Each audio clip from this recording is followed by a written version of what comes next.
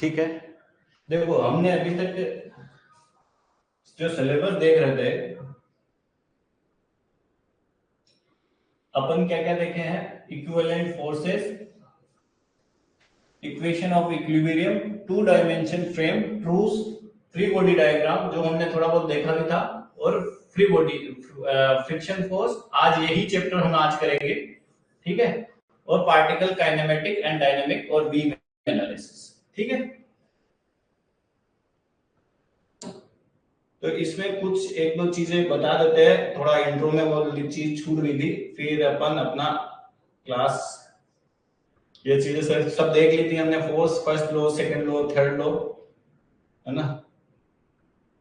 देखो दो प्रकार का क्वांटिटीज में हम डिवाइड करते हैं, एक होता है स्केलर क्वांटिटी, एक होती है वेक्टर क्वांटिटी। स्केलर क्वांटिटी और वेक्टर क्वांटिटी। स्केलर क्वांटिटी किसको बोलते हैं, वेक्टर क्वांटिटी किसको बोलते हैं? पहले तो कोई भी फिजिकल क्वांटिटी है उसको हम स्केलर में बोलते हैं या वेक्टर में बोलते हैं, ये तो याद रखो कि कोई भी फिजिकल क्वांटिटी है उसको हम या तो स्केलर बोलेंगे या फिर वेक्टर क्वांटिटी बोलेंगे।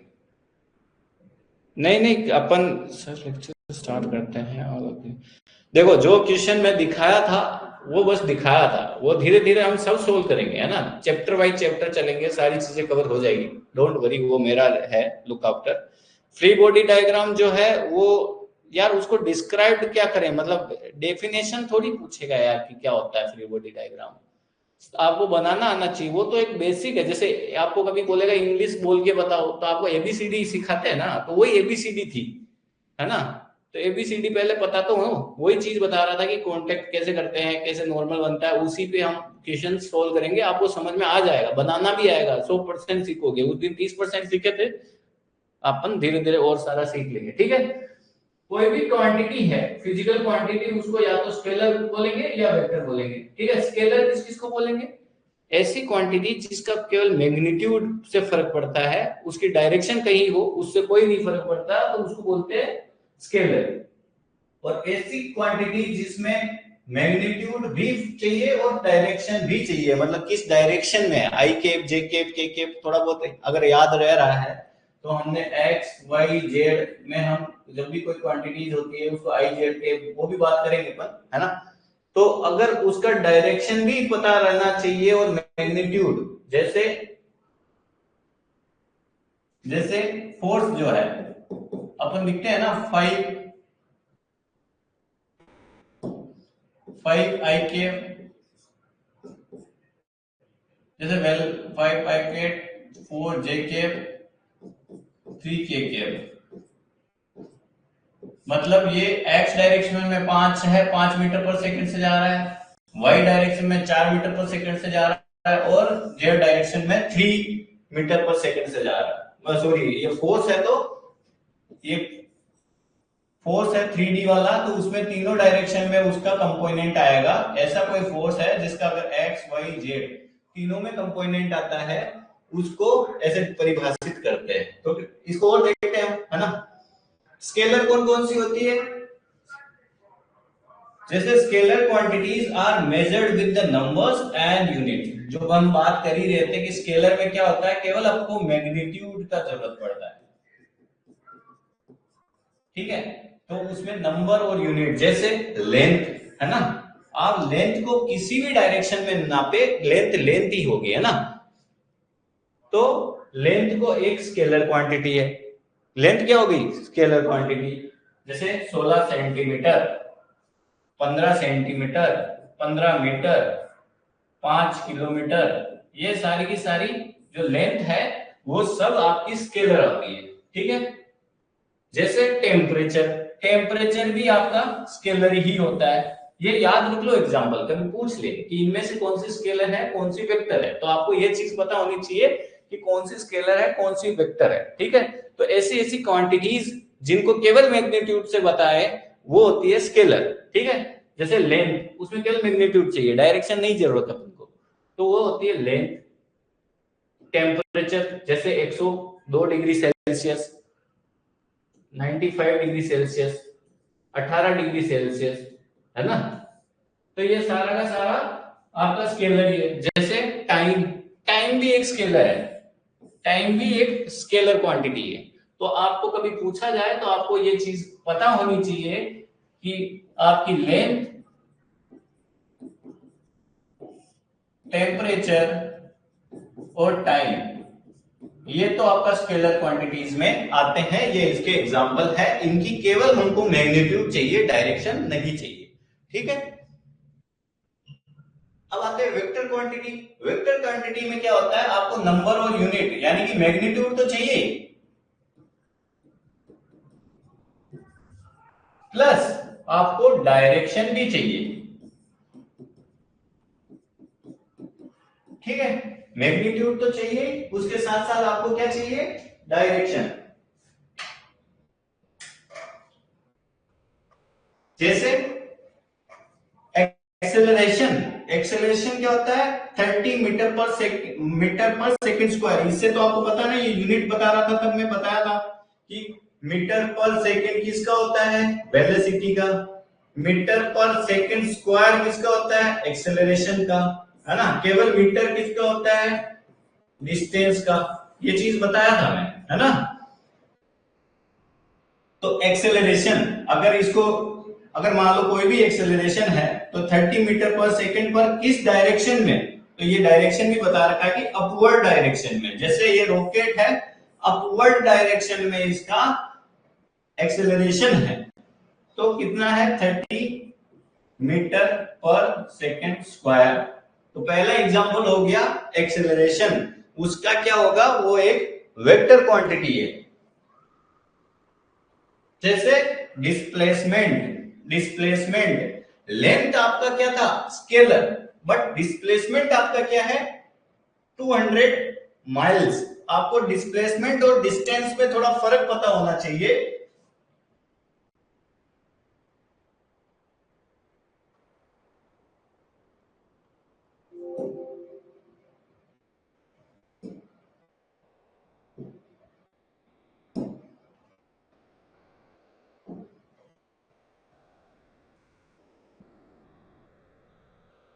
जैसे पॉइंट ए है, बी है, ठीक है। अगर इसका डिस्टेंस बताया जाए तो मान लो 5 किलोमीटर, ठीक है, ये आपका डिस्टेंस है।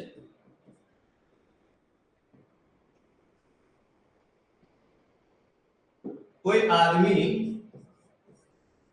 अगर यहां से इधर गया और यहां आके रुका, ठीक है, तो ये हो गया आपका डिस्टेंस। ठीक है, डिस्टेंस भी यही होगा अगर यहां से जाके यहीं रुका, और डिस्प्लेसमेंट भी वही होगा, मतलब विस्थापन, हिंदी में बोलते हैं विस्थापन। विस्थापन भी वही होगा, डिस्टेंस भी वही होगा। लेकिन अगर पॉइंट ए है, पॉइंट बी है, ठीक है,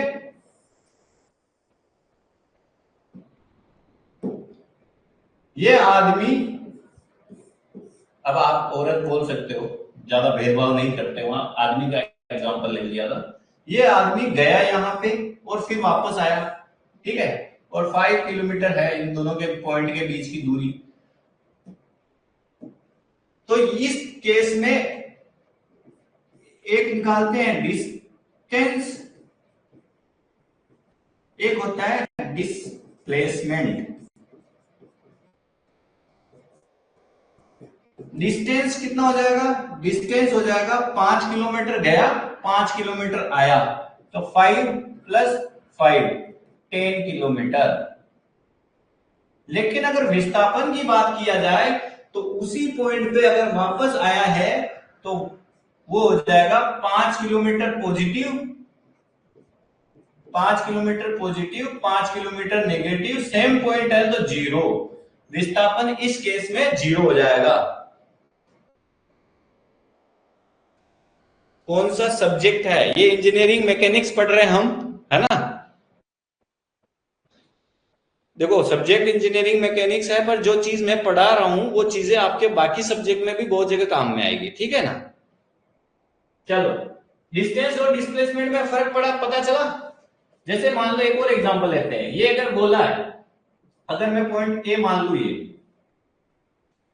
इसमें बताओ, सभी का आंसर आना चाहिए। अगर कोई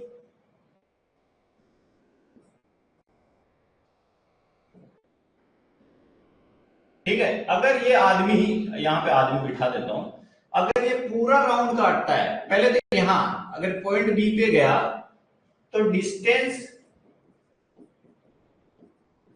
कितना होगा और डिस्प्लेसमेंट कितना होगा, बताओ सभी। केस वन, बताओ जल्दी जल्दी।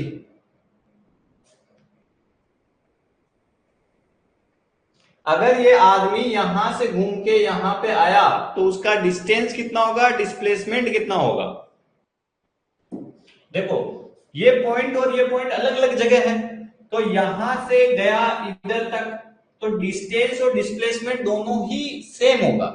वो कितना होगा, जो भी इसका पेरीमीटर है, पेरीमीटर बाई 2 या परिधि, तो वो क्या होता है, 2 पाई r टोटल होता है। जब अगर कोई भी इस पॉइंट से घूम जाता है तब 2 पाई r होता है, लेकिन हमको आधा ही चाहिए, तो आंसर होगा पाई r। ठीक है, और ये भी पाई r ही होगा, दोनों सेम होगा। लेकिन केस 2 देखते हैं, केस 2 देखते हैं कि ये घूम के पॉइंट ए पे आता है। अगर ये साइकिल वाला घूम के पॉइंट ए पे ही आता है, अगर इसी बिंदु पे वापस आ जाता है घूम के, तो उस केस में कितना क्या रहेगा, वो जल्दी से अपना आंसर लो। डिस्टेंस क्या होगा उस केस में, और डिस्प्लेसमेंट क्या होगा। देखो, इस वाले केस में क्या होता है कि डिस्प्लेसमेंट क्या होता है, दो पॉइंट के बीच की दूरी होती है ना।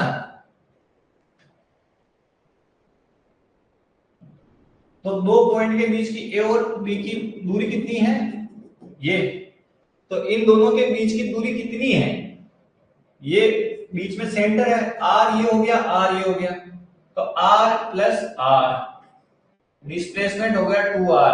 दोनों सेम नहीं होगा, अलग होगा, डिस्टेंस और डिस्प्लेसमेंट दोनों अलग होगा। ठीक है, और इस वाले केस में बताओ कि जब इस पॉइंट से घूम के इधर आ जाते हो तो डिस्टेंस और डिस्प्लेसमेंट बताओ। पहले वाले केस में करेक्ट कर लेना अपने आप को कि डिस्प्लेसमेंट आपका यहां से यहां का होता है, ये नहीं होगा, ये डिस्टेंस होगा। डिस्टेंस फर्क पड़ता है कि आप किस रास्ते से गए, डिस्प्लेसमेंट को नहीं फर्क पड़ता है, उसको पहला पॉइंट कहां है और दूसरा पॉइंट कहां है उससे फर्क पड़ता है। ठीक है,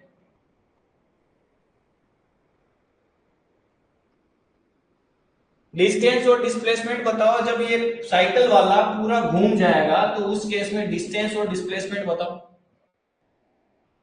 ठीक है, अभी सभी का आंसर आ रहा है, धीरे धीरे आ रहा, बट आ रहा। इस वाले केस में ये आदमी गया तो डिस्टेंस तो ये इधर से इधर गया वो टोटल होगा, तो उस केस में डिस्टेंस हो जाएगा 2 पाई r, और डिस्प्लेसमेंट कितना हो जाएगा, इसी पॉइंट, दो पॉइंट के बीच की दूरी, तो इसी पॉइंट की इसी पॉइंट से दूरी कितनी है, 0, तो डिस्प्लेसमेंट 0। ठीक है, थोड़ा डिस्टेंस और डिस्प्लेसमेंट का बताना था तो मैं बताया हूं। वापस अपनी वाली चीज पे आते हैं। ठीक है, जिसको लिखना है वो लिख लिया करो, है ना। तो वेक्टर के बारे में बात चल रही थी कि वेक्टर, एक अपन ने स्केलर देखा जिसमें मैग्नीट्यूड चाहिए, डिस्टेंस नहीं चाहिए, मतलब डायरेक्शन नहीं चाहिए। अब वेक्टर क्वांटिटी में आपको डिस्टेंस, मैग्नीट्यूड भी चाहिए और डायरेक्शन भी चाहिए। पहला एग्जांपल हमने देखा एक्सेलरेशन। एक्सेलरेशन में हमने देखा कि एक्सेलरेशन की यूनिट क्या होती है, मीटर पर सेकंड स्क्वायर, ये हमने पहले भी देखी थी। इसमें डायरेक्शन भी चाहिए, वो है अपवर्ड मूवमेंट। ठीक है, तो पहला वाला क्या हो गया, एक्सेलरेशन। दूसरा क्या हो गया, डिस्प्लेसमेंट। डिस्प्लेसमेंट समझ गए कि डिस्प्लेसमेंट किस डायरेक्शन में है, नॉर्थ वेस्ट। ये तो ईस्ट वेस्ट नॉर्थ समझ में आता है ना, ये east west north south, Hindi वाले पूर्व पश्चिम उत्तर दक्षिण। ठीक है, तो ये डायरेक्शन है, तो ये क्या हो जाएगी, north west. North west direction, अगर हिंदी में बोला जाए तो उत्तर पश्चिम।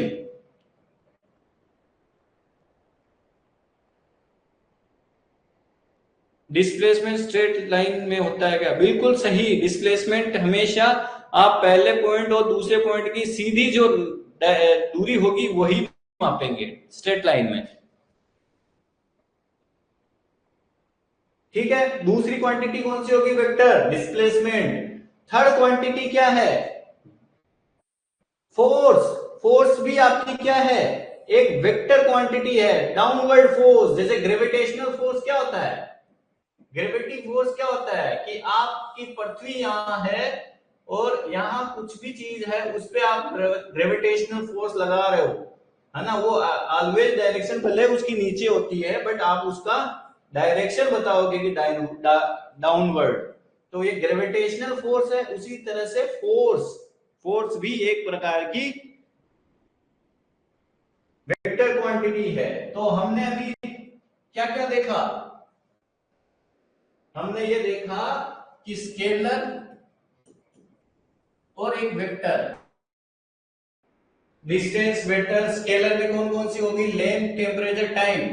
स्पीड और डिस्टेंस, स्पीड और डिस्टेंस भी स्केलर है। फिर वेक्टर में हमने देखा डिस्प्लेसमेंट, एक्सेलरेशन, फोर्स, ये तो देख चुके थे। उसमें वेलोसिटी और डिस्प्लेसमेंट भी है। तो ये एक चार्ट बना लो आपके नोट्स में, तो उसको रिवाइज करिएगा कि कौन कौन सी होती है। ठीक है, फिर हमने देखा कि स्पीडोमीटर जो होता है वो आपका स्पीड कैलकुलेट करने में होता है। Speedometer, speedometer measure the speed. और जो वेलोसिटी और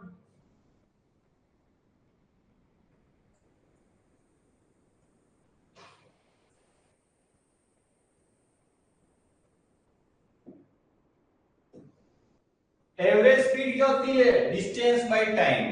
एवरेज वेलोसिटी क्या होती है? Displacement by time. तो ये फॉर्मूले थोड़ा याद रखना। ठीक है, हाँ, ये एक इंपॉर्टेंट है, इसका भी आप नोट्स में लिख सकते हो कि कौन सी स्केलर है। स्केलर क्या होती है? जो मैग्नीट्यूड से केवल फर्क पड़ता है। और वेक्टर क्या होती है? कंप्लीटली स्पेसिफाइड, जिसमें मैग्नीट्यूड और डायरेक्शन दोनों होता है।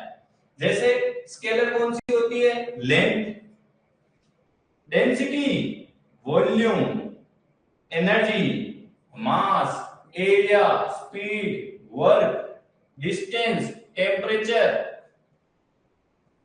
टाइम और मोमेंट ऑफ इनर्शिया। इतने एग्जांपल अगर आप थोड़ा बहुत याद करोगे, 2-3 दिन पढ़ोगे इनको, तो याद हो जाएंगे। तो ये ऑप्शन काटने में काम आएगा। लेंथ क्या है? स्केलर। डिस्टेंस क्या है? स्केलर। सॉरी, डेंसिटी क्या है? डेंसिटी आपको पता है डेंसिटी होती क्या है?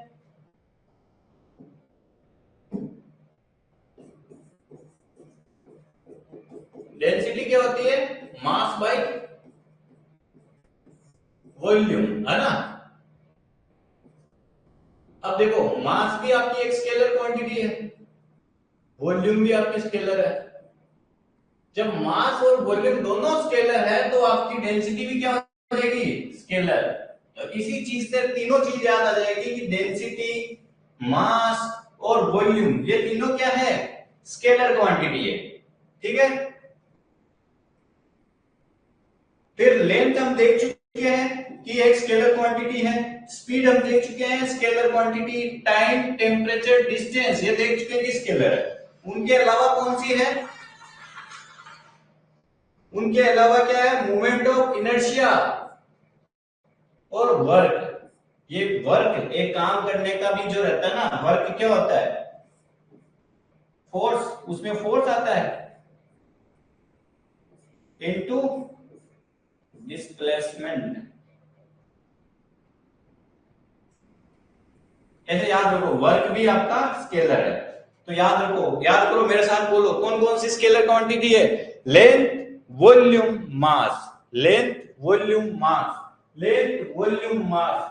Density, density, mass, volume. Density, mass, volume. Density, mass, volume. Length, energy, area, speed, work, time, moment of inertia और टेम्परेचर। तो ये सारी की सारी आपके स्केलर क्वांटिटी है, जिसको स्क्रीनशॉट लेना है, लिखना है, लिख लीजिएगा, है ना। और थोड़ा स्पीड ज्यादा हो तो बता देना, ठीक है ना। फिर वेक्टर क्वांटिटी में कौन सी होती है, वेलोसिटी हम देखे ही हैं कि वो आपका वेक्टर क्वांटिटी है। एक्सेलरेशन भी देख चुके हैं कि आपकी वेक्टर क्वांटिटी है, जिसमें डायरेक्शन का भी फर्क पड़ता है, ठीक है। इसके अलावा कौन कौन, फोर्स भी हम देख चुके हैं कि आपका वेक्टर क्वांटिटी है, डिस्प्लेसमेंट भी देख चुके हैं कि वेक्टर क्वांटिटी है। इसके अलावा कौन कौन सी बची, वेट, वेट भी आपका क्या है, vector quantity. Angular acceleration, momentum, impulse, movement और एंगुलर वेलोसिटी, ये भी सारी की सारी वेक्टर क्वांटिटीज है ना। इसका स्क्रीनशॉट ले लो, कल मैं वापस रिवाइज करा दूंगा, मैं पीपीटी दे दूंगा ना, पीपीटी आज ही अपलोड कर दूंगा, जिसको आप लिख लीजिएगा, उसको एक दो बार रिवाइज करिएगा, और कल एक दो बार तो मैं खुद भी रिवाइज कराऊंगा, ठीक है। चलो, ये चीजें अपन कल देख चुके हैं, और बाद में बाकी चीजें बाद में देखेंगे ना। चलो,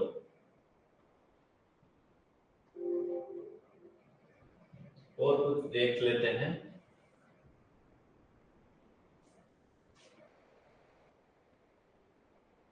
ये जो मैं लिख रहा हूं, ये पीपीटी शेयर कर देता हूं, है ना, आपके साथ, तो ठीक रहेगा आप लोगों के लिए। चलो, अपना आज का टॉपिक रहेगा फ्रिक्शन।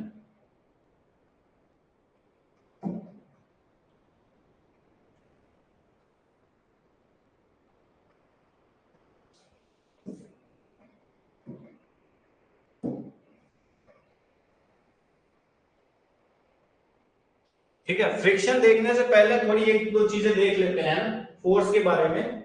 वैसे फोर्स के बारे में हमने बहुत सारी चीजें देखी है, बट एक दो चीजें और देख लेते हैं। फोर्स जो होता है,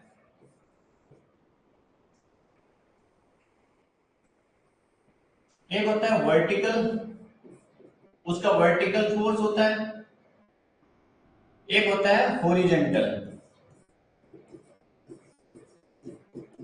जैसे एक मान लो ये आपका ब्लॉक है ना,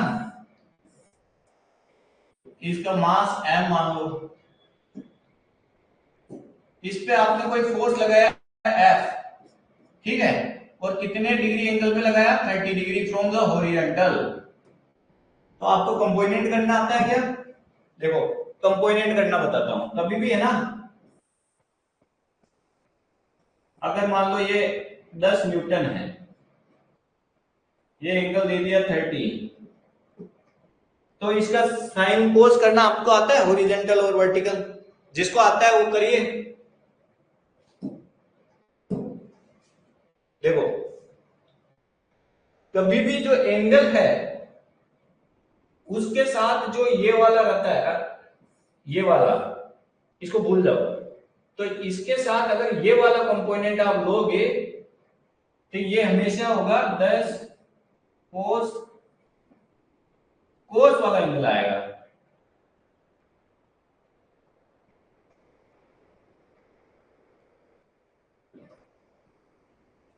थोड़ा यार गड़बड़ हो रहा है इसमें,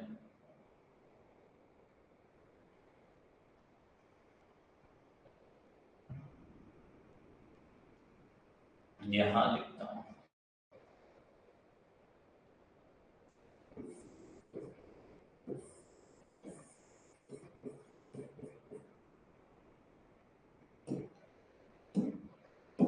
कभी भी जो ये एंगल रहता है ना, जो इसके हॉरिजॉन्टल से टच होता है, जो एंगल जिसके टच होगा वो होगा कोस, 10 कोस 30 डिग्री, ठीक है।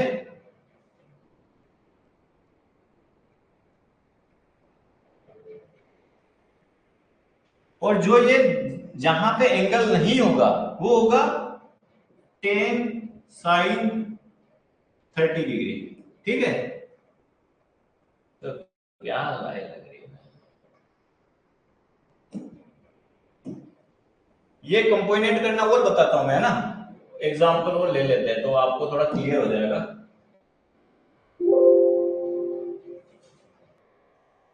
जैसे मान लो आपको ऐसे कोई एंगल है, उसका ये एंगल दे दिया आपको 60 डिग्री। तो इसमें बताओ ये वाला कंपोनेंट अगर मान लो ये 60 है ना, 60 न्यूटन, तो इसका ये वाला हिस्से में कितना हॉरिजॉन्टल कितना फोर्स आएगा, वर्टिकल कितना फोर्स आएगा, वो वर्टिकल है ये हॉरिजॉन्टल, बताओ। जो एंगल है उसके साथ में जो ये एंगल है इसके टच है ना, इन दोनों के बीच, तो ये वाला क्या हो जाएगा 60 कोस इधर आएगा, ठीक है। और जिधर एंगल नहीं है वो साइन होता है, ठीक है। और यहां पे आपको ना टेबल भी याद रखनी है, साइन कोस और टेन, एटलीस्ट इतना तो याद रखना ही है ना।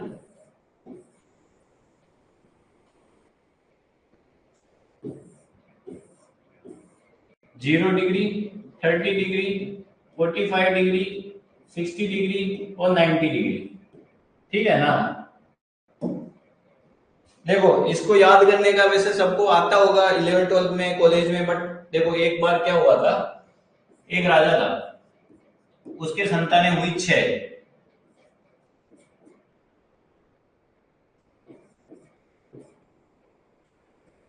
तो अब इनको दूध पिलाना है, दूध पिलाने के लिए लाए भाई साहब एक गाय, ठीक है ना। तो अब गाय जब भी आती है तो पहले दिन तो ऐसा नहीं ना कि दूध दे देगी, तो पहले दिन उसने दूध नहीं दिया, उसने 0 दूध दिया। दूसरे दिन थोड़ी जान पहचान हुई तो गाय ने आधा पाव भर दूध दे दिया, मतलब 1/4। तीसरे दिन आधा लीटर दूध दिया, चौथे दिन 3 पाव, और पांचवें दिन 1 लीटर दूध देने लग गई। तो साइन बोलता है कि पापा मेरे को ये जो दूध गाय देगी उसका रूट दूध मेरे को पीना है। तो 0 का रूट क्या होता है, 0 अंडर रूट 0 ही होता है। 1/4 का अंडर रूट क्या होता है, 1/√, 1/2।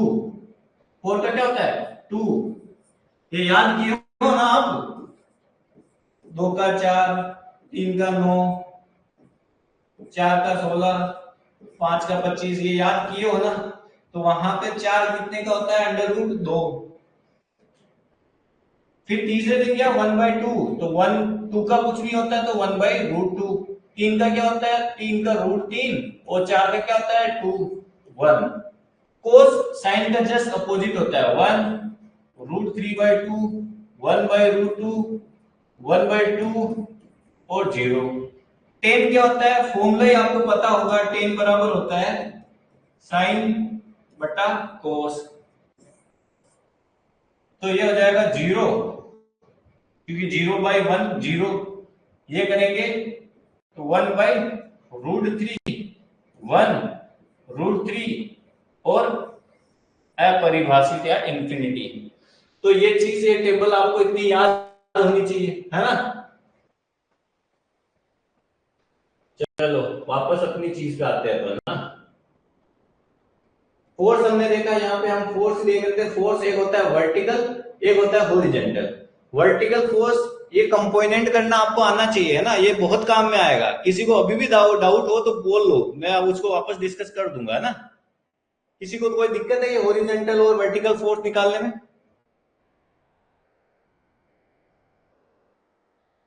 Yes no, yes no. अगर किसी को कोई भी दिक्कत है तो बता दीजिए, तो अपन फिर आगे बढ़ते हैं, है ना।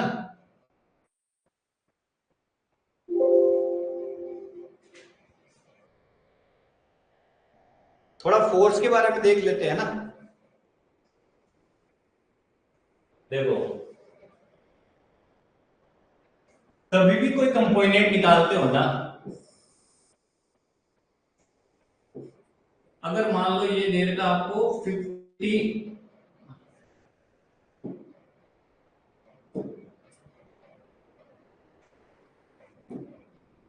अगर ये आपको दे रखा है 50 नॉर्मल, अगर ये वाला एंगल दिया है 60, मान लो 30 45 या 60 डिग्री दे दिया, मान लो ना 60 डिग्री, तो जो एंगल दे रखा है वो वाला कंपोनेंट निकालना है, तो ये हो जाएगा 50, इसके इसके टच में है तो ये हो जाएगा cos 60 डिग्री। ठीक है, यहां कोई एंगल नहीं है तो ये वाला एंगल निकालेंगे, ये वाला फोर्स निकालेंगे तो 40 sin 60। ठीक है, ऐसे ही अगर मान लो ये वाला एंगल दे देता 30 डिग्री और ये दे देता मान लो 100 न्यूटन, इसमें अगर हॉरिजॉन्टल और वर्टिकल फोर्स निकालना है तो ये फोर्स, इसका हॉरिजॉन्टल कंपोनेंट यही हुआ, यहां एंगल है तो ये क्या आ जाएगा 100 cos 30 डिग्री। ठीक है, ये वाला पूछ लेता वर्टिकल फोर्स निकालना हो, यहां कोई एंगल नहीं है तो ये वाला कंपोनेंट निकालना है तो हो जाएगा 100 sin 30 डिग्री। ठीक है ना। अब आपको जैसे ये cos 30 निकालना है, ठीक है, तो ये कैसे निकालोगे 100 cos 30 टेबल याद करो, sin cos 10, इसका क्या मान था 0, 1/2, 1/√2, √3/2, 1, 1√3/2, ये 2-4 बार लिखोगे याद हो जाएगी, है ना, याद तो करनी पड़ेगी। 0, 1/√3, 1√3, इंफिनिटी। अब हमको क्या चाहिए, ये था 0 degree, 30 degree, 60 degree, 45 degree, 60 degree और 90 डिग्री। तो हमको क्या चाहिए cos 30, cos यहां 30 यहां, cos यहां 30 यहां, तो cos 30 का मान क्या हो जाएगा √3/2, तो इसको √3/2। sin 30, sin यहां 30 यहां, sin यहां 30 यहां, कितना हो जाएगा 1/2, तो 100 into 1/2, तो ये हो जाएगा वर्टिकल जो फोर्स है वो हो जाएगा 50 और हॉरिजॉन्टल है वो हो जाएगा 50 √3 का मान सबको याद होना चाहिए, √3 का मान और √2 का मान लिख लो एक जगह, √2 और √2 कितना होता है 1.414, √3 कितना होता है 1.73, इतना याद होना चाहिए सबको। ठीक है ना, तो इसका मान क्या हो जाएगा 50 into 1.73, मल्टीप्लाई करिएगा आंसर आएगा, कोई दिक्कत नहीं होगा अब मेरे को लग रहा है। ठीक है, फोर्स जो होता है एक होता है आप उसको पुश करते हो, ये भी पुशिंग फोर्स है, ये पुलिंग फोर्स है, ये भी पुलिंग फोर्स है, ये पुशिंग।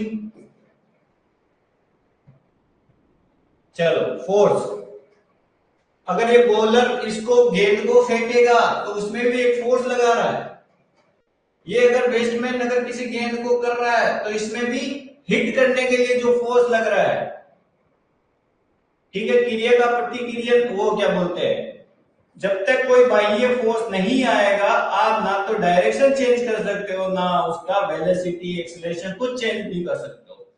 तो अगर ये बंदा शॉट खेलना चाह रहा है, गेंद उधर जा रही थी, इसको शॉट मारने के लिए ये जो बाह्य फोर्स लग रहा है, इसी के कारण इस गेंद का डायरेक्शन आप चेंज कर सकते हो। जैसे ये कैच कर रहा है फील्डिंग, इसी में ये सब आपके फोर्स के एग्जाम्पल है। तो फोर्स से क्या क्या हो सकता है, आप किसी भी चीज को मूव करा सकते हो, किसी भी चीज को रोक सकते हो, किसी भी चीज की स्पीड बढ़ा सकते हो। जैसे इसको मूव कराने के लिए भाई इसको धक्का दे रहा है, ठीक है ना, ये टायर है, इसका गति बनाए रखने के लिए, बढ़ाने के लिए ये इसको मार रहा है बीच बीच में, यानी कि फोर्स दे रहा है, इसलिए इसकी गति बढ़ रही है। ठीक है ना, ये बॉल रोकने के लिए भी ये फोर्स लगा रहा है, तभी ये बॉल रुकेगी। फोर्स स्लो डाउन करने में भी काम आता है, चेंज डायरेक्शन, जो हमने क्रिकेट की बॉल देखा था, बॉल इधर से आई गई इधर, तो आपने यहाँ पे फोर्स लगाया तभी उसकी डायरेक्शन आप चेंज कर पाए।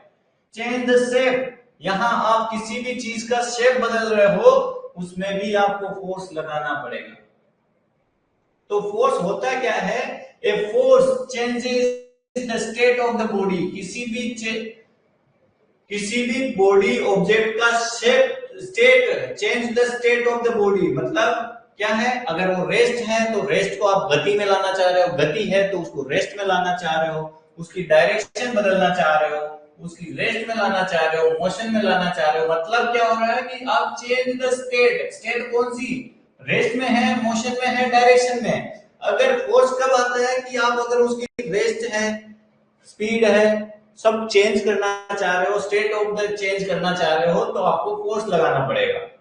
ठीक है, आप उसकी साइज और शेप बदलना चाह रहे हो तब भी फोर्स आएगा। तो ये फोर्स का, अब फोर्स कौन कौन से होते हैं, एक होता है कांटेक्ट फोर्स, जिसमें मतलब कि दो चीजें आपस में टच हो रही है, कांटेक्ट कर रही है। जैसे ये पेन है, यहां पे लिख क्यों पा रहा हूं मैं, क्योंकि ये जो बोर्ड है उस पर टच होगी, टच होगा, कांटेक्ट करेगा, तभी वो लिख पा रहा है ना। तो वो हो गया कांटेक्ट फोर्स, जिसमें दो चीज आपस में टच करती है, कांटेक्ट करती है, तो उसको बोलते हैं कांटेक्ट फोर्स।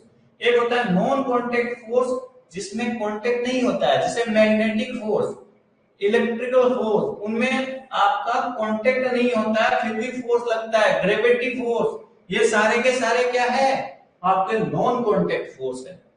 ठीक है ना। तो कांटेक्ट फोर्स और नॉन कांटेक्ट फोर्स, जैसे ग्रेविटी फोर्स क्या है, नॉन कांटेक्ट फोर्स है ना।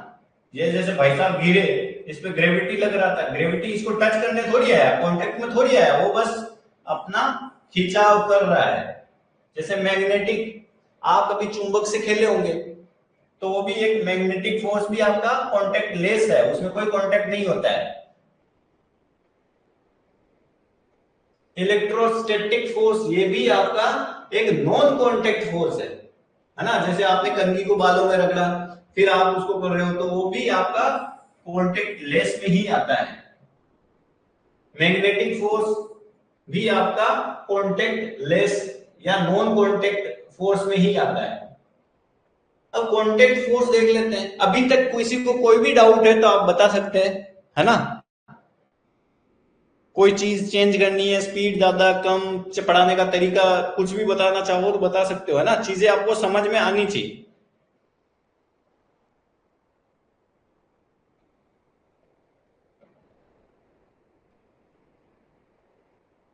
आगे बढ़ा जाए।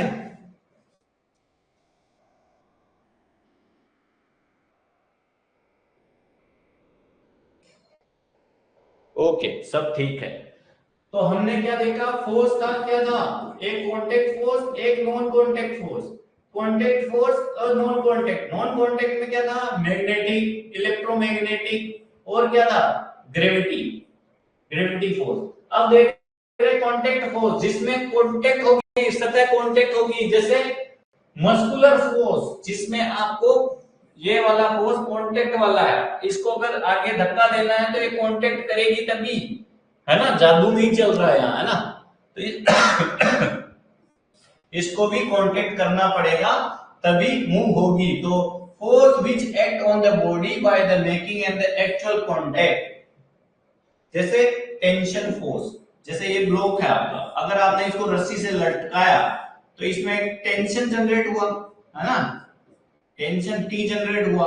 तो ये टेंशन भी आपकी क्या है, वो दिमागी टेंशन की बात नहीं कर रहे, रस्सी की टेंशन की बात कर रहे हैं। तो ये भी आपका एक कांटेक्ट वाला फोर्स है। जैसे ये रस्सी है, ये आप खींच रहे हो, ये आपकी, तो आप दोनों ने जो खींचा, इसमें जो टेंशन पैदा हुआ उसको भी हम कांटेक्ट वाला ही बोल रहे हैं।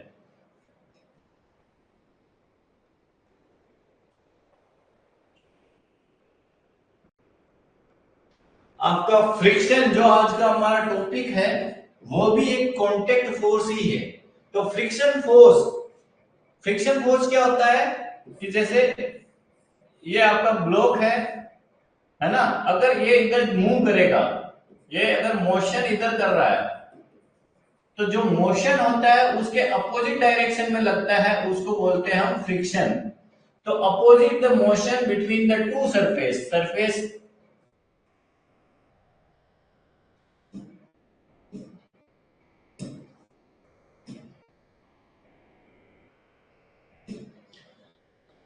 एक सरफेस ये ए होगी, ये सतह वाली सरफेस ये वाली, और एक सरफेस ये बी। तो इन दोनों सरफेस के बीच में कांटेक्ट हुआ, उसी से फ्रिक्शन फोर्स लगा। तो फ्रिक्शन फोर्स क्या होता है कि जब मोशन उधर जा रहा है, मोशन मतलब कि रनवे उधर है, तो आपका फ्रिक्शन फोर्स पीछे की तरफ लगेगा, ठीक है ना। तो opposite the motion between the two surface, दो सरफेस है ही इन द कांटेक्ट, अगर कांटेक्ट में दो सरफेस आती है, मोशन उधर है तो उसके अपोजिट डायरेक्शन में लगेगा, अगर मोशन इधर है तो फ्रिक्शन इधर लगता है, ठीक है। जैसे ये बहन नीचे आ रही है तो इसका फ्रिक्शन पीछे लगेगा, ये साइकिल अगर इधर जा रही है तो फ्रिक्शन इधर लगेगा, अगर ये गाड़ी इधर जा रही है तो फ्रिक्शन इधर लगेगा, ठीक है ना। फ्रिक्शन से क्या होता है, फ्रिक्शन बहुत सारी चीजें करता है। फ्रिक्शन से क्या होता है, जैसे कोई मूवमेंट हो रहा, आपने अगर धरती पे प्रॉपर फ्रिक्शन नहीं रहा तो आप स्लिप होके गिर सकते हैं, ठीक है। स्टॉप द मूवमेंट, तो फ्रिक्शन क्या करता है, आपका जो भी मूवमेंट है उसको रोकने के काम में आता है।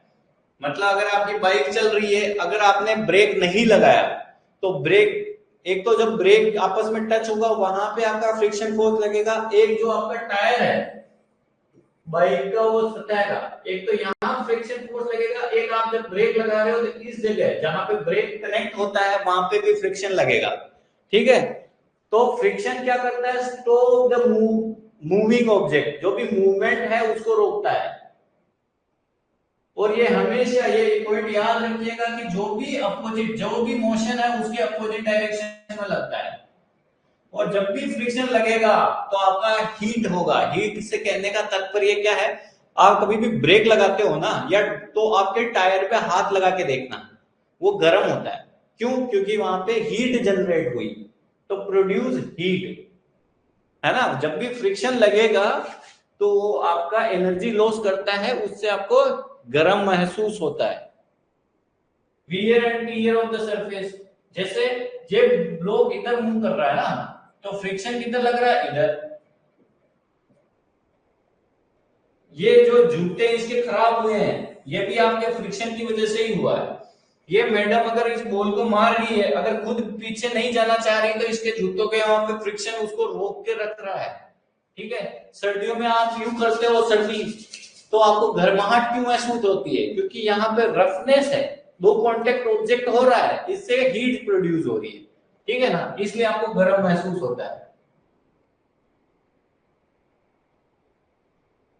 अब आपके फ्रिक्शन को कौन कौन सी चीज इफेक्ट करती है, या तो सरफेस स्मूथ हो,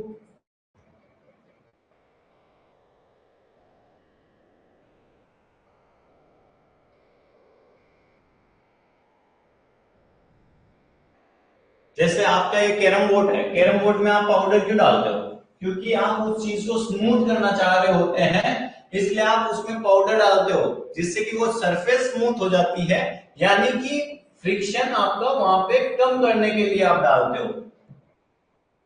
अब आपका फ्रिक्शन तीन टाइप का होता है, एक होता है स्टैटिक फ्रिक्शन, एक होता है स्लाइडिंग फ्रिक्शन, एक होता है रोलिंग फ्रिक्शन।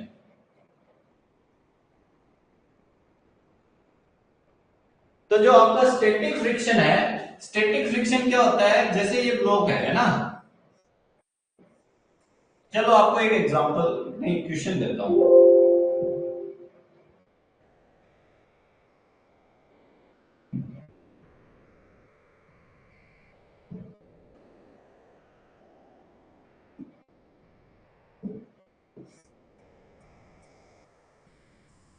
ये ब्लॉक है मान लो 50 kg, ठीक है। यहाँ पे म्यू है 0.2, देखो म्यू स्टैटिक, म्यू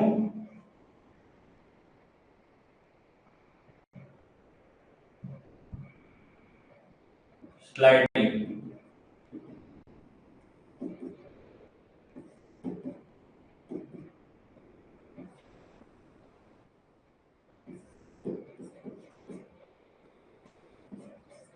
बताओ, पहले तो ये एक तो ये बताओ कि इस ब्लॉक पे फ्रिक्शन फोर्स कितना लगेगा,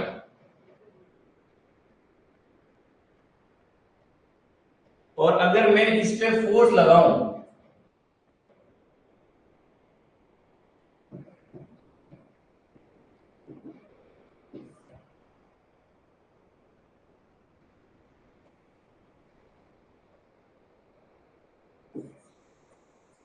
अगर मैं इसमें 95 न्यूटन का फोर्स लगाऊंगा ना, फोर्स, तो बताओ कि ये ब्लॉक आगे चल पाएगा या नहीं चल पाएगा? बताओ, यस और नो में आंसर दो।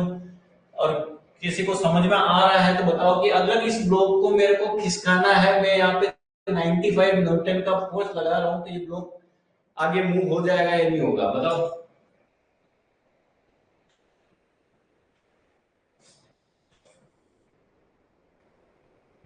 अच्छा, प्रदीप के अनुसार ये आगे जाएगा, अंशु के हिसाब से ये आगे जाएगा। बताओ और कौन महारथी बोल रहा है कि आगे जाएगा?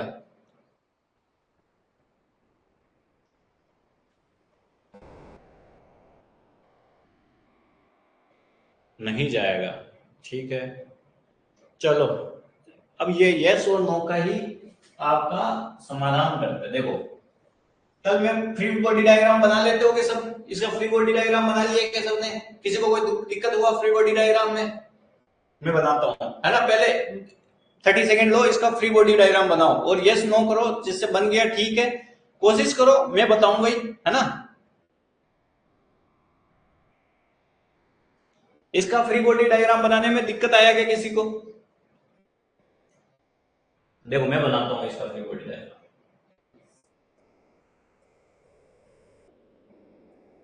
ठीक है, ये 50 केजी का ब्लॉक है।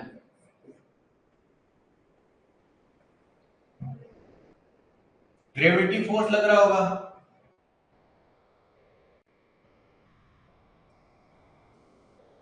50, और मैं यहाँ पे जी ले रहा हूं 9.8, है ना।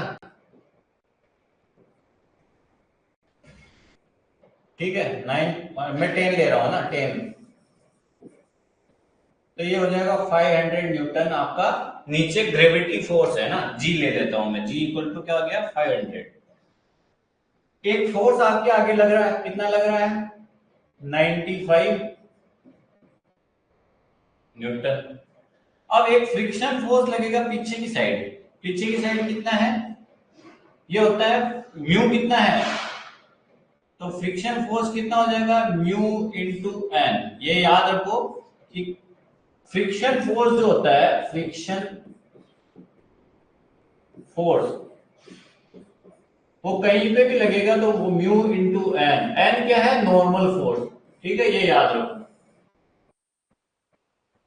Mu into N. तो जो म्यू है, म्यू हमको कितना दे रखा है, 0.2। इस पे एक नॉर्मल फोर्स लगेगा, नॉर्मल फोर्स कितना हो गया, ये नॉर्मल, देखो ये सतह यहां पे टच हो रही ना,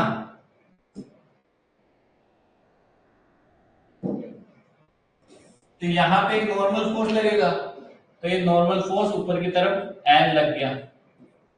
तो जो देखो, हॉरिजॉन्टल फोर्स को बराबर करेंगे और वर्टिकल फोर्स को बराबर करेंगे। तो हॉरिजॉन्टल फोर्स को पहले बराबर कर, वर्टिकल फोर्स को पहले बराबर करते हैं, वर्टिकल।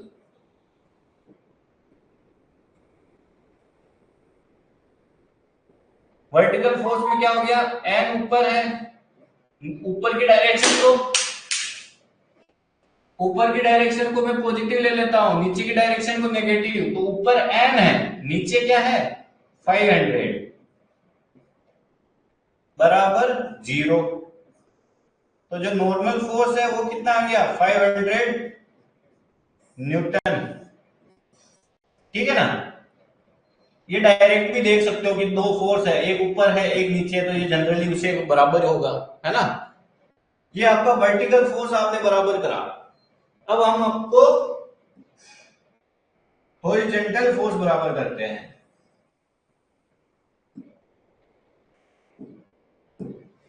ठीक है, ये वर्टिकल फोर्स बराबर करा तो एन बराबर क्या हो गया, 500। अब वर्टिकल फोर्स बराबर करेंगे तो उधर का इधर का, तो क्या हो जाएगा, 95 पॉजिटिव ले लेता हूं मैं, माइनस हो जाएगा म्यू इंटू एन बराबर 0। म्यू एन बराबर हो जाएगा 95, है ना। तो ये 95 है ना, यहां पे हम देख रहे हैं कि ये 95 इसको मूवमेंट दे पाएगा नहीं पाएगा। कब दे पाएगा, अगर ये 95 जो है वो आपका म्यू न्यूटन से बड़ा बड़ा होना चाहिए। अगर 95 म्यू एन जो फ्रिक्शन फोर्स है उससे बड़ा होगा तभी तो ये स्लाइड करेगा, है ना। तो म्यू कितना है 0.2, और जो नॉर्मल फोर्स है, नॉर्मल फोर्स कितना था 500। अगर ये इनका मल्टीप्लाई जो है वो 95 से ज्यादा आएगा तभी वो स्लाइड होगा। तो ये पॉइंट से पॉइंट गया, 5 2 10, ये आया 100, तो 100 न्यूटन। तो 95 आपके 100 से बड़ा है क्या, नहीं है, तो ये आपका आगे मूव नहीं होगा। किसी को समझ आया? एक बार मैं वापस समझाऊंगा इस चीज को, कितने को समझ आया ये चीज? नहीं आया तो मैं वापस बताता हूं ये चीज।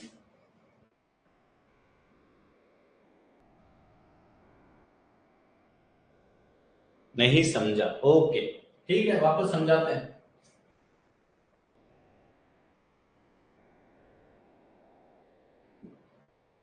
हमने बोला जैसे एक ब्लॉक है ना, वही सेम क्वेश्चन ले, अलग ले। अगर मान लो ये 100 किलो का है, अलग ले लेता हूँ, है ना, 100 केजी का है, ठीक है, और यहाँ पे फ्रिक्शन फोर्स एक है, उसके बीच में फ्रिक्शन फोर्स लगा है म्यू इक्वल टू 0.5, ठीक है।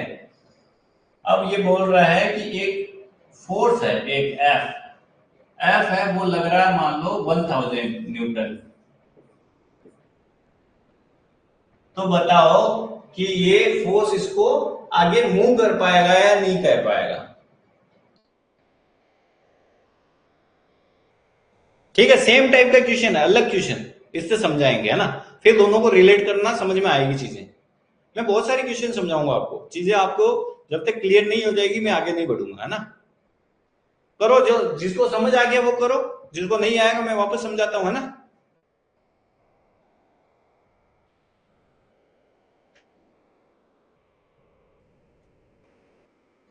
ठीक है, मूव नहीं होगा, ओके चलो देखते हैं।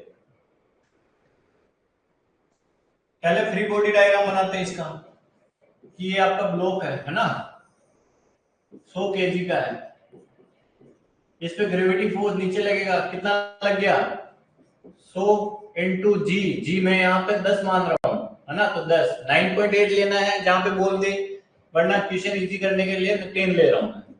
तो हाँ 1000 नीचे की तरफ आपका फोर्स है ग्रेविटी वाला, ठीक है, आगे की तरफ फोर्स कितना दे रखा है 1000, ठीक है। ऊपर की फोर्स कौन सा है, नॉर्मल, और फ्रिक्शन फोर्स कितना है म्यू इंटू एन, म्यू कितना है 0.5। यार ये क्या दिक्कत आ रही है इसमें,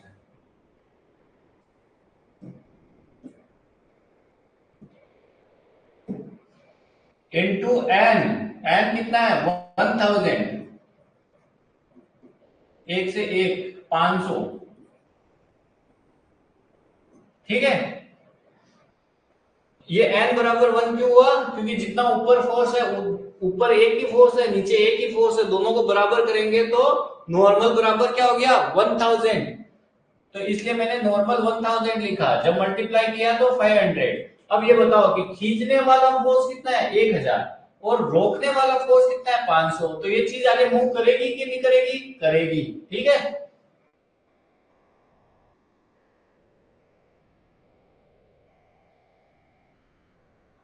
चलो एक और क्वेश्चन देखते हैं।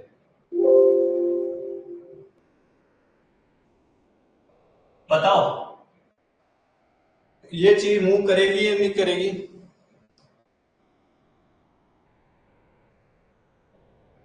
अच्छा, किसी को दिखने में प्रॉब्लम आ रही है क्या?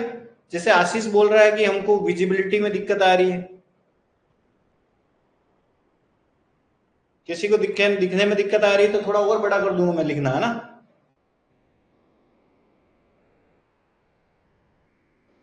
जिसको दिख रहा है वो अपना आंसर दे, है ना, जिसको नहीं दिख रहा है कोई दिक्कत नहीं है ना।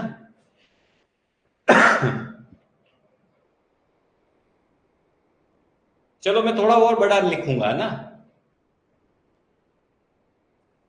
करो इस क्वेश्चन को करो।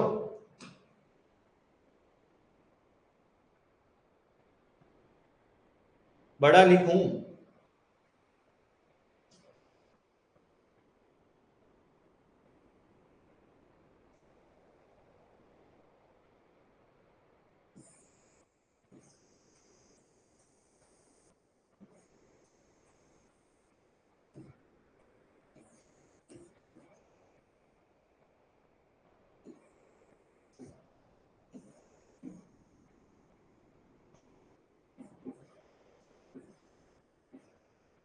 एक 1000 न्यूटन, यहाँ पे 30 डिग्री मान लो, है ना।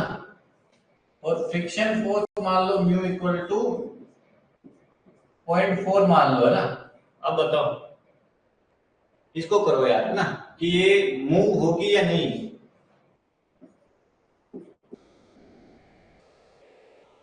मूव करेगा, मूव होगा, नॉट मूव, ठीक है, देखते हैं। देखो, इसमें क्या ग्रेविटी फोर्स कितना लगेगा नीचे, कितना हो जाएगा, 50 इंटू 10, 500। कोई दिक्कत इसमें, 500 न्यूटन। ऊपर क्या लगेगा, देखो इसका कंपोनेंट आएगा, एक वो आएगा हॉरिजॉन्टल, एक आएगा वर्टिकल। तो वर्टिकल में कौन सा फोर्स आएगा, एक आएगा वर्टिकल, एक आएगा हॉरिजॉन्टल। हॉरिजॉन्टल में क्या हो गया, 1000।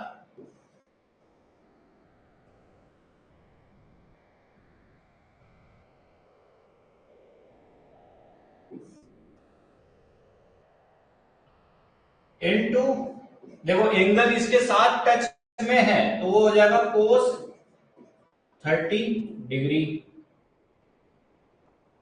और वर्टिकल, ये एंगल इसके साथ टच में नहीं है तो ये क्या हो जाएगा, 1000 साइन 30।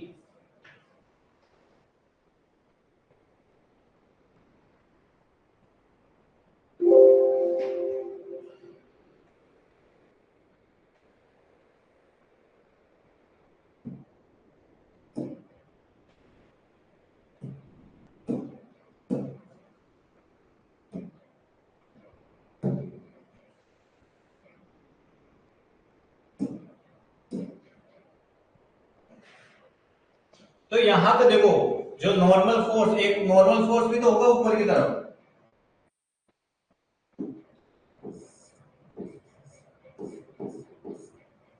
ठीक है। तो अब मैं फ्री बॉडी डायग्राम बनाऊं इस पे। ये आपका ब्लॉक है 50 किलोग्राम का, इसमें क्या हो गया, 500 नीचे, आगे की तरफ कौन सा फोर्स, 1000 कोस 30 डिग्री, ऊपर की तरफ कितना, 1000 साइन 30 डिग्री, और ऊपर एक नॉर्मल फोर्स भी है। पीछे फ्रिक्शन फोर्स, फ्रिक्शन फोर्स क्या होता है, म्यू इंटू एन, ठीक है। एन डिसाइड करेंगे अभी, एम एम क्या है, ठीक है।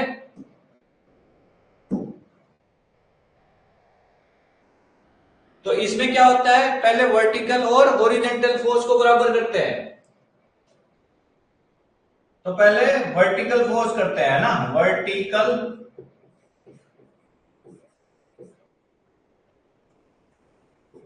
वर्टिकल फोर्स में क्या हो गया, ये दोनों पॉजिटिव है तो एन प्लस 1000 साइन 30 कितना हो जाएगा, 1000 इंटू साइन 30 क्या होता है, 1/2,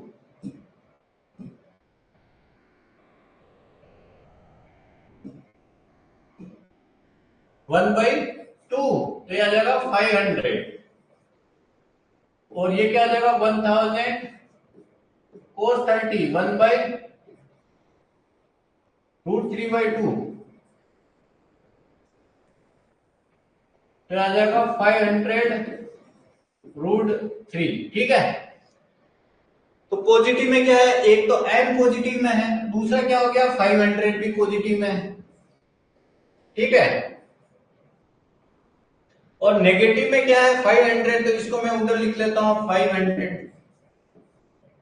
तो नॉर्मल फोर्स क्या हो जाएगा, नॉर्मल फोर्स 0 हो जाएगा, कोई भी नॉर्मल फोर्स रहेगा ही नहीं।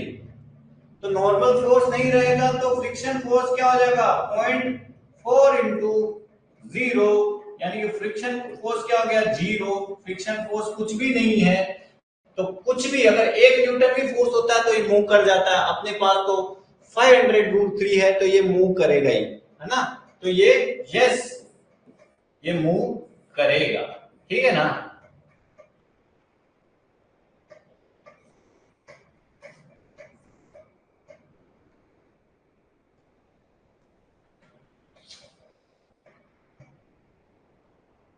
एक और प्रैक्टिस के लिए क्वेश्चन दे देता हूं, है ना, होमवर्क करना वो।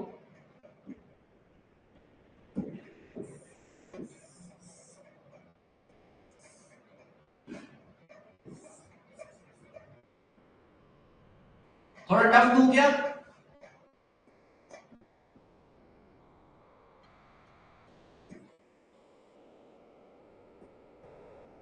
यहां पे फ्रिक्शन फोर्स कितना है, म्यू बराबर 0.3, ये 40 किलोग्राम का वेट रखता है। तो बताओ कि ये मूव करेगा या नहीं करेगा।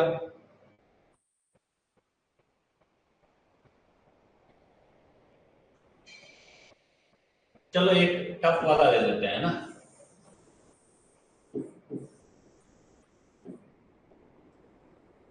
एक इधर फोर्स लग रहा है 5000 न्यूटन 30 डिग्री पे, एक इधर दे दिया 1000 न्यूटन 60 डिग्री पे। सतह पे जो फ्रिक्शन है वो है म्यू बराबर 0.2। ठीक है, ये दोनों आप होमवर्क करिएगा।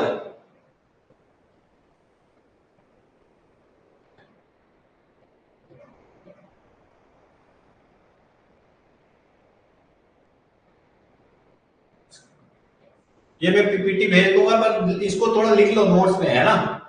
इनको क्वेश्चन को ट्राई करिएगा कि ये दोनों मूव होगा या नहीं होगा, उसका आंसर चाहिए मेरे को, यस और नो में।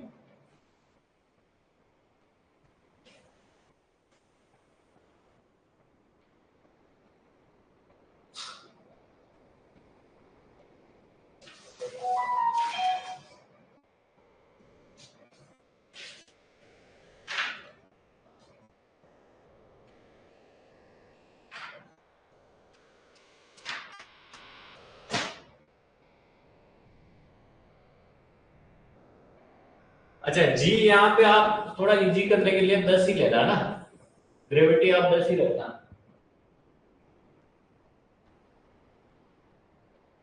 यहाँ पे भी जी 10 ही लेना, फिर बोलोगे उसके लिए 10 बोला इसके लिए नहीं बोला। ठीक है, ये करिएगा। अब चलो एक और चीज देखते हैं।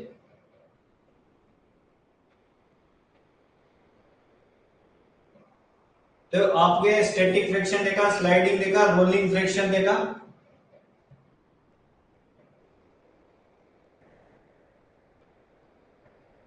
तो ये चीज हम देख ही चुके हैं, जिधर मोशन है उसके अपोजिट में फ्रिक्शन फोर्स होता है।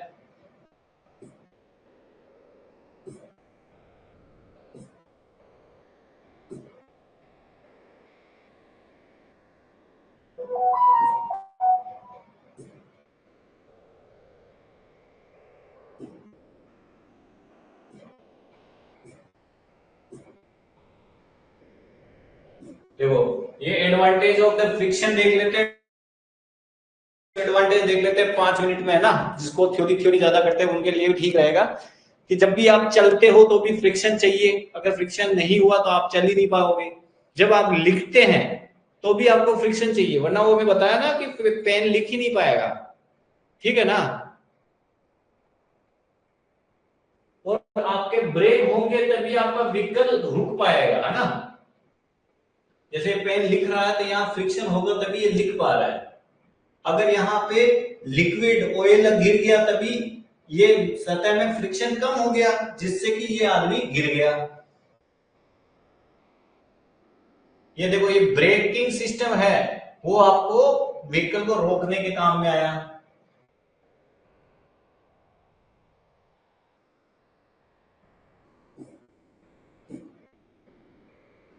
फ्रिक्शन के कुछ नेगेटिव डिसएडवांटेज भी है। क्या होता है कि ये एनर्जी वेस्ट करता है। मैं बोला ना, जब ब्रेक लगाते हो आप, ब्रेक को छुओगे तो गर्म लगता है। क्यों लग रहा है? क्योंकि आपकी एनर्जी लॉस हो रही है। तो वो एक डिसएडवांटेज है कि जो एनर्जी है वो आपका वेस्टेज में जा रही है।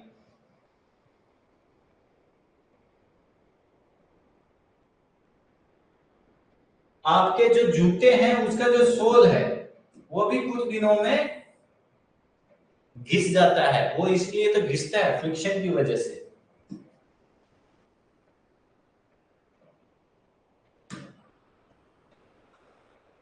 ये देखो, ये आपके जूतों की सोल है ना, वो नीचे से घिस गई। आप अगर फ्रिक्शन को कम करना चाहते हो किसी भी सतह में, तो कैसे कर सकते हो आप? या तो उसको पॉलिशिंग करके रखो, लुब्रिकेशन। जैसे लुब्रिकेशन क्या होता है आपका, जब भी कभी आप देखोगे तो ग्रीस वगैरह नहीं लगाते अपन, ग्रीस जो आपके इक्विपमेंट होते हैं वहां पे ग्रीस लगाते हो आप। वो ग्रीस क्यों लगाते हो? क्योंकि आप लुब्रिकेशन दे रहे हो जिससे कि उसमें फ्रिक्शन कम हो, है ना।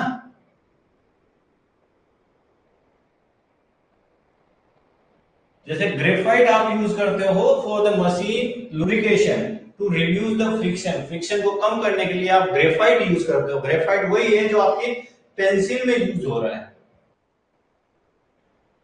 या फिर आपका बर्ड, एरोप्लेन वगैरह का क्या होता है, शेप आप एरोडायनामिक टाइप का बनाते हो, वो भी इसलिए ही होता है कि आपका फ्रिक्शन कम हो। जो कार है उसका शेप भी वो एरोडायनामिक की वजह से ही वो ऐसे डिजाइन होता है कि वो फ्रिक्शन कम करे, जिससे कि हवा का फ्रिक्शन आपकी गाड़ी की एफिशिएंसी, जैसे एरोप्लेन है तो उसका भी डिजाइन वैसे ही प्रिपेयर किया जाता है जिससे कि फ्रिक्शन उस पर कम लगे। जैसे ये शेप देख लो, है ना, ये एरोडायनेमिक शेप, ये भी ये शेप है ना, ये इसलिए ही है कि आपका हवा का प्रतिरोध जो फ्रिक्शन है वो कम लगे उस पे। जो बियरिंग है उसमें लुब्रिकेशन आप यूज करते हो, बॉल बियरिंग है वहां पे भी आप यूज करते हो ग्रीसिंग वगैरह, पॉलिशिंग कर रहे हो क्योंकि ये सतह को आप स्मूथ करना चाह रहे हो, है ना।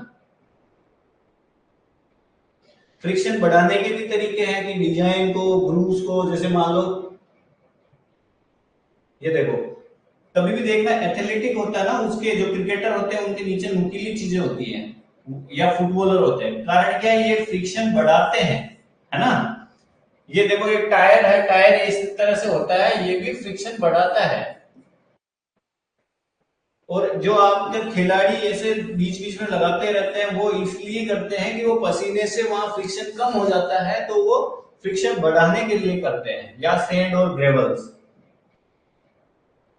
ठीक है, आज के लिए धन्यवाद। किसी को कोई भी डाउट हो, मैं 1 मिनट का वेट करूंगा, है ना।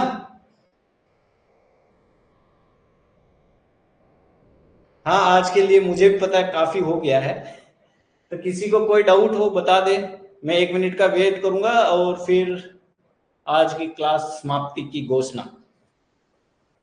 हाँ, ये नोट्स सब अपलोड कर दिए जाएंगे।